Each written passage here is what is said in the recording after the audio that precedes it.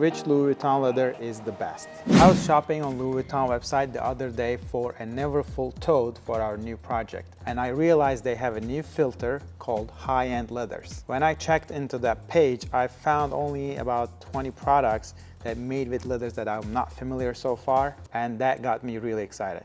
When I looked into this high-end leather collection, I saw leathers that are less standardized, more of that authentic natural beauty I keep preaching here, and I wanted to compare it to the leathers that I already inspected from Louis Vuitton collection, like the taiga leather and the epi leather, which are my least favorite because of their super heavy plasticky finish that doesn't even allow us to see or feel the leather, or the monogram shadow calf skin, or the Trollion leather, the calf hide, which are better than epi leather for sure, but still has some form of standardization, making them nothing truly special.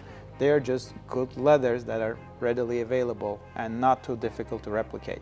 And not to mention their typical canvas doesn't make it into this consideration since it's not leather. By the way, the unhealthy amount of Louis Vuitton boxes I found in my workshop today make me a little bit concerned about the financial impact of this project.